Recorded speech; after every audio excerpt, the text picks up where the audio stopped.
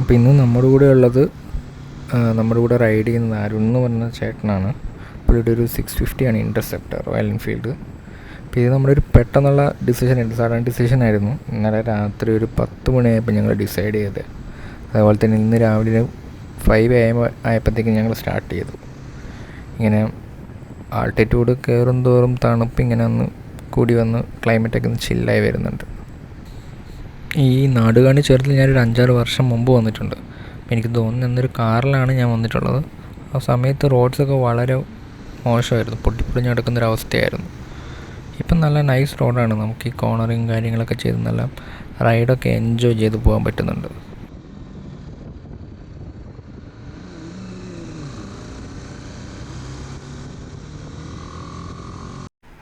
ഇന്നലെ രാത്രി നല്ല മഴ ആയതുകൊണ്ടാണോന്ന് അറിയില്ല, റോഡിലൊക്കെ മൊത്തം ഇലകളും കമ്പുകളൊക്കെ ഒടിഞ്ഞ് കിടപ്പുണ്ട്. അതേപോലെ തന്നെ ഇവിടെ എലിഫൻറ്റ് ക്രോസിങ് ബോട്ട്സ് ധാരാളം കാണുന്നുണ്ട്. അപ്പോൾ ഇത് ആനകൾ ഒടിച്ചിട്ടതാണോ അതോ മഴ കൊണ്ട് വന്ന് റോട്ടിൽ വന്ന് വീണ് കിടക്കുന്നതാണോ എന്നറിയില്ല. എന്തായാലും ഈ നാടുകാണി ചുരത്തിൽ എന്തായാലും ആനകളുടെ സാന്നിധ്യം ധാരാളമായിട്ടുണ്ടെന്നാണ് തോന്നുന്നത്. അങ്ങനെ നാടുകാണി ചുരത്തിലൂടെ പോയിക്കൊണ്ടിരിക്കുമ്പം ഈ എലിഫൻറ്റ് ക്രോസിങ് ഏരിയ എന്ന് പറഞ്ഞ ബോട്ട്സ് പിന്നെയും കാണുന്നുണ്ട്. അങ്ങനെ റൈഡ് ചെയ്തുമ്പോൾ നമുക്ക് ആനത്താരകൾ കാണാൻ പറ്റുന്നുണ്ട്. ആനത്താര എന്ന് പറഞ്ഞാൽ വേറെ ഒന്നുമല്ല, ഈ ആനകൾ റോഡ് ക്രോസ് ചെയ്യുമ്പോൾ ഉണ്ടാകുന്ന ഒരു വേ, മണ്ണ് മാറി ഉണ്ടാകുന്ന ഒരു വേ, അതിനെയാണ് ആനത്താര എന്ന് പറയുന്നത്. പിന്നെ നമുക്ക് ആദ്യമായിട്ട് തന്നെ ടി എസ്റ്റേറ്റ് ലെഫ്റ്റ് സൈഡിൽ നമുക്ക് സൈറ്റ് ചെയ്യാൻ പറ്റി. സൺലൈറ്റ് അധികം ഇല്ലാത്തതുകൊണ്ട് തന്നെ ആ ടി എസ്റ്റേറ്റ്സ് അത്രയും ബ്രൈറ്റായിട്ടൊന്നുമല്ല. പക്ഷേ കുറച്ച് നേരം കഴിയുമ്പോഴത്തേക്കും സൺലൈറ്റ് കൂടി വരുമ്പം കുറച്ചുകൂടി ഭംഗിയുണ്ടാവുമെന്ന് പ്രതീക്ഷിക്കുന്നു.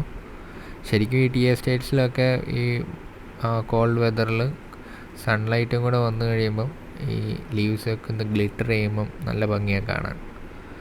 അങ്ങനെ നമ്മൾ മുന്നോട്ട് പോയിക്കൊണ്ടിരിക്കുന്നു. മുകളിലോട്ട് കയറും തോറും തണുപ്പ് കൂടി വരുന്നുണ്ട്. പിന്നെ നമുക്ക് ഇപ്പം തന്നെ ഇത് റൈറ്റ് സൈഡിൽ വേറൊരു ടി എസ്റ്റേറ്റ് കാണാം. അത് നേരത്തെ കണ്ടതിനേക്കാളും കുറച്ചുകൂടി ബ്രൈറ്ററായിട്ട് ഫീൽ ചെയ്യുന്നുണ്ട്, കുറച്ചുകൂടി ഭംഗി ഉള്ളതായിട്ട് തോന്നുന്നുണ്ട്. അങ്ങനെ നമ്മളിവിടെ ഒരു ജംഗ്ഷനിലെത്തി. ഈ ജംഗ്ഷനിൽ നിന്ന് റൈറ്റ് പോയ ഗൂഡല്ലൂരും ലെഫ്റ്റ് പോയ വയനാട് വഴി തിരിച്ച് നാട്ടിലേക്ക് വേണം. നമ്മൾ വിചാരിക്കുന്നതിനേക്കാളും നേരത്തെ ഇവിടെ എത്തി. നമ്മുടെ റൈഡ് പ്ലാൻ ചെയ്തേക്കുന്നത് നേരെ വയനാട് വഴി തിരിച്ച് വീട്ടിലേക്ക് എന്നാന്നുള്ള രീതിയിലായിരുന്നു. പക്ഷേ കുറച്ചും കൂടി നേരത്തെ എത്തിയതുകൊണ്ട് നമുക്ക് റൈഡ് കുറച്ചും കൂടി എക്സ്റ്റെൻഡ് ചെയ്യാലോ എന്ന് ഞങ്ങൾ ആലോചിച്ചു. അങ്ങനെ പിന്നെ ഒട്ടും വൈകിക്കാതെ തന്നെ ആ ഡിസിഷൻ അങ്ങ് എടുത്തു. നേരെ നമുക്ക് ഗൂഡല്ലൂർക്ക് വിടാം, അവിടുന്ന് തിരിച്ച് നാട്ടിലേക്ക് പോകാമെന്നുള്ള രീതിയിൽ. അപ്പോൾ നമ്മുടെ പുതിയ റൈഡ് പ്ലാൻ എന്ന് പറഞ്ഞാൽ നേരെ ഗൂഡല്ലൂർക്ക് വിടുന്നു. അവിടുന്ന് മുതുമല ടൈഗർ റിസർവ് വഴി നമ്മൾ കർണാടക സ്റ്റേറ്റിലേക്ക് കയറും. അവിടുന്ന് ബന്ദിപ്പൂരിൻ്റെ ടൈഗർ റിസർവിൻ്റെ ഒരു സൈഡിലൂടെ ഗുണ്ടൽപേട്ടിലെത്തും. ഗുണ്ടൽപേട്ടിൽ നിന്ന് ബന്ദിപ്പൂർ ടൈഗർ റിസർവിൻ്റെ മറ്റൊരു സൈഡിലൂടെ നമ്മൾ നേരെ മുത്തങ്ങ ടൈഗർ റിസർവിലേക്ക് കയറും. മുത്തങ്ങയിൽ നിന്ന് നേരെ വയനാട് വഴി തിരിച്ച് നാട്ടിലേക്ക് എന്നുള്ളതാണ് നമ്മളിപ്പോഴത്തെ ലക്ഷ്യം. അപ്പോൾ ഈ ഒരു റൈഡ്, എക്സ്റ്റെൻഡ് ചെയ്ത റൈഡ് ഓൾമോസ്റ്റ് എല്ലാം കൂടി ഒരു 260-270 കിലോമീറ്റേഴ്സ് ഉണ്ടാവും.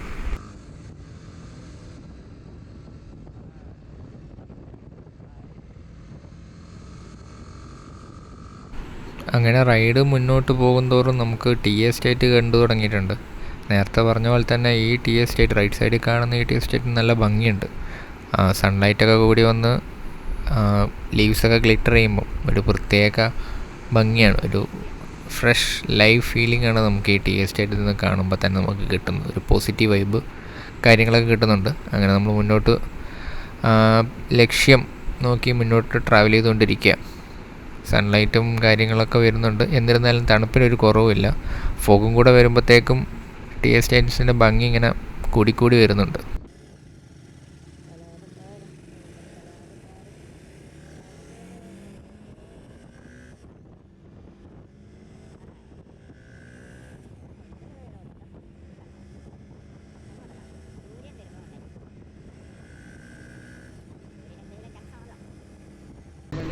അങ്ങനെ പറഞ്ഞു വരുമ്പോൾ തന്നെ നമ്മളിത് മുതുമല ടൈഗർ റിസർവിൻ്റെ എൻട്രൻസിലെത്തി. അപ്പം ഇത് തമിഴ്നാടിൻ്റെ ഒരു ടൈഗർ റിസർവാണ്, മുതുമല ടൈഗർ റിസർവ്. അപ്പോൾ നമ്മൾ നേരത്തെ പറഞ്ഞ പോലെ നമ്മൾ 3 ടൈഗർ റിസർവാണ് നമ്മളിന്ന് ക്യാപ്ചർ ചെയ്തത്. Mudumalai tiger reserve, Bandipur tiger reserve and Muthanga tiger reserve. അതിൽ ബന്ദിപ്പൂർ ടൈഗർ റിസർവ് നമ്മൾ 2 ഏരിയ കവർ ചെയ്യുന്നുണ്ട്, 2 സൈഡിലൂടെ. അപ്പോൾ അങ്ങനെ നമ്മൾ മുന്നോട്ട് പോയിക്കൊണ്ടിരിക്കുകയാണ്. മുതുമല ടൈഗർ റിസർവിലൂടെ. ചെറിയൊരു തണുപ്പും കാര്യങ്ങളൊക്കെ ഉണ്ട്. നല്ല സീനറി ആയിട്ട് നമുക്ക് ഫീലും ചെയ്യുന്നുണ്ട്.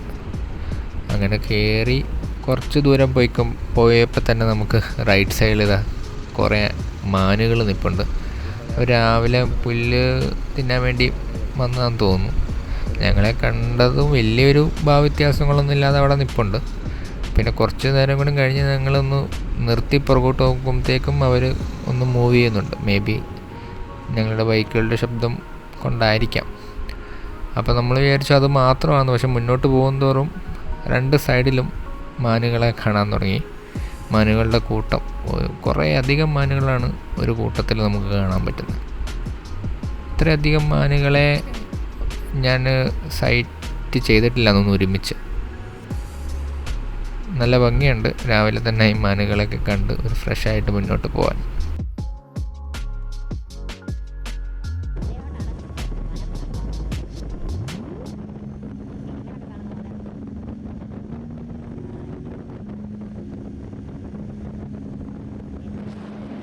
നല്ല കിടിലൻ സ്ട്രെയിറ്റ് വഴികളാണ്. നമ്മൾ ഇവിടെ നോക്കി അങ്ങ് ദൂരെ കാണാൻ പറ്റുന്ന കുറെ കിലോമീറ്ററുകൾ കാണുന്ന പോലെ സ്ട്രെയിറ്റ് ആയി കിടക്കുകയാണ്. നല്ല രസമാണ്. 2 സൈഡിലും നല്ല കാടുകളിലും ഉള്ളിലൂടെ ഒരു സ്ട്രെയിറ്റ് വഴി. നല്ല ഭംഗിയുണ്ട് കാണാനും നമുക്ക് റൈഡ് ചെയ്യാൻ.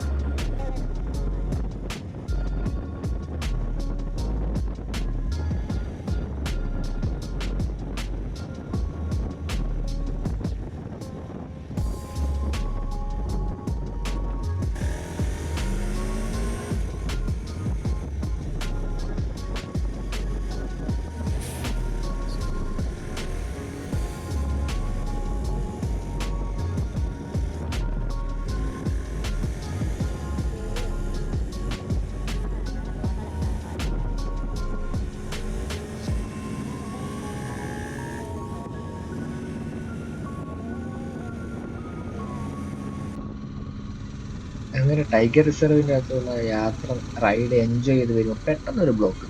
എന്താണെന്ന് മനസ്സിലാവുന്നില്ല. കുറേ വണ്ടികൾ നിർത്തിയിട്ടുണ്ട്. മേ ബി എന്തെങ്കിലും വൈൽഡ് ആനിമൽസിൻ്റെ സൈറ്റിംഗ് ആയിരിക്കാം. പിന്നെ സാധാരണ വല്ല ആനയോ ഇതൊക്കെ കാണുമ്പോഴാണ് ആൾക്കാരിങ്ങനെ ഇത്രയും നിർത്തി നോക്കുന്നത്.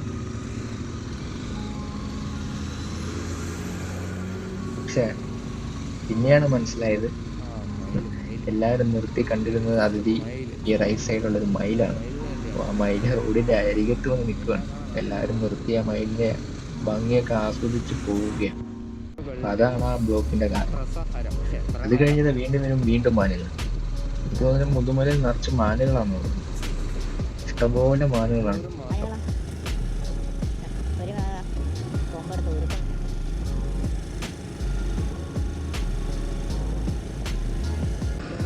അങ്ങനെ നമ്മൾ കർണാടക സ്റ്റേറ്റിലേക്ക് എത്തുകയാണ്. നേരെ മുമ്പിൽ കർണാടക സ്റ്റേറ്റിൻ്റെ കവാടമാണ്. അപ്പം തമിഴ്നാട് കഴിഞ്ഞു ഇനി കർണാടക. അപ്പം ഇത് നേരെ ഗുണ്ടൽപേട്ടിലേക്കുള്ള വഴിയാണ്. ഇതിൻ്റെ ഇടയ്ക്ക് ഒരു ബന്ദിപ്പൂർ ടൈഗർ റിസർവ് നമ്മൾ പാസ് ചെയ്യുന്നത്.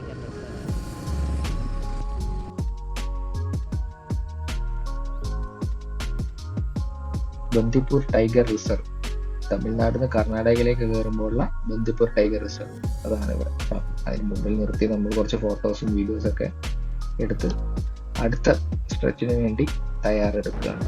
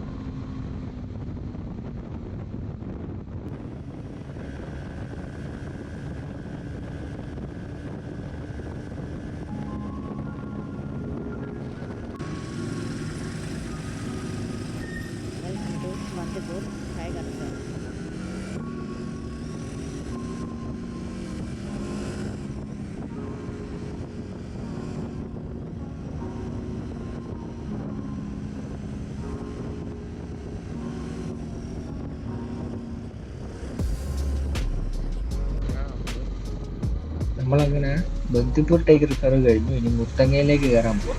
മുത്തങ്ങ ടൈഗർ റിസർവ് നമ്മുടെ കേരളത്തിലേക്ക് കയറാൻ പോവുകയാണ്. ഇപ്പം കർണാടകയിലേക്ക് പോകുന്ന വണ്ടികൾ 4 വീലർ ഒക്കെ പൈസ മേടിക്കുന്നുണ്ട്.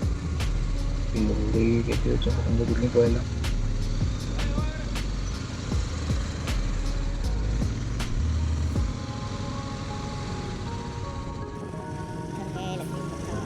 അങ്ങനെ നമ്മൾ കേരളത്തിലേക്ക് കയറിക്കൊണ്ടിരിക്കുന്നു.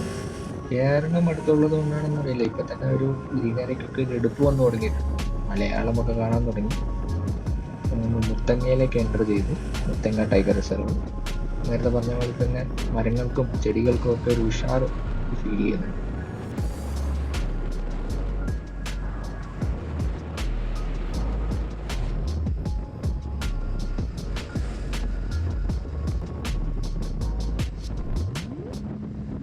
അങ്ങനെ മുത്തങ്ങ കഴിഞ്ഞു. ഇനിയിപ്പോൾ നമ്മൾ വയനാട് ടു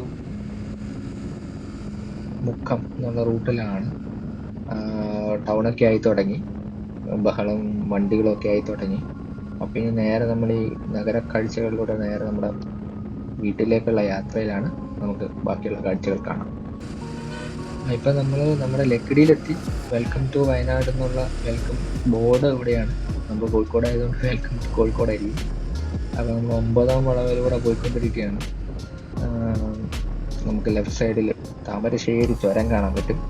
നല്ല തിരക്കുണ്ട്, എന്നാലും വലിയൊരു ബ്ലോക്ക് ഇല്ലാണ്ട് പോകുന്നു. ആൾക്കാരൊക്കെ സൈഡ് സീയിങ്ങിന് വേണ്ടിയിട്ട് ഈ സൈഡിൽ നിർത്തി എൻജോയ് ചെയ്യുന്നുണ്ട് വ്യൂ. അപ്പം താഴേക്ക് നോക്കി നമുക്ക് നമ്മുടെ താമരശ്ശേരി ചുരം കാണാം. ഉള്ളത് 9ാം വളവിലാണ്. നമ്മൾ അധികം സമയം കളയാണ്ട് മുന്നോട്ട് നമ്മൾ കണ്ടിന്യൂ ചെയ്യും ജേണി.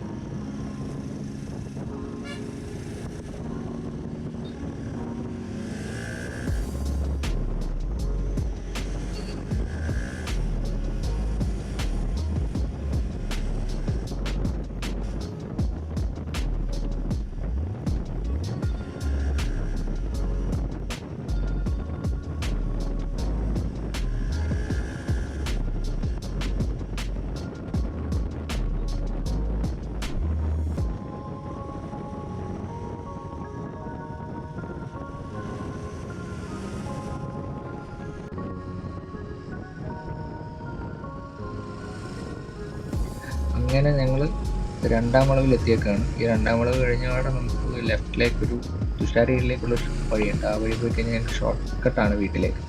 അപ്പോൾ ആ വഴിയാണ് ഞങ്ങൾ പോകാൻ ഉദ്ദേശിക്കുന്നത്. ചുരം ഇറങ്ങിക്കൊണ്ടിരിക്കുമ്പോൾ തന്നെ ചൂട് കൂടിക്കൂടി വരുന്നുണ്ട്. അങ്ങനെ നമ്മുടെ ഈ 250 കിലോമീറ്റേഴ്സ് നീണ്ടു നിന്ന റൗണ്ട് റൈഡ് അവസാനിക്കുകയാണ്. അപ്പോൾ പുതിയൊരു റൈഡിൽ ഇനി നമുക്ക് കാണാം. Thank you.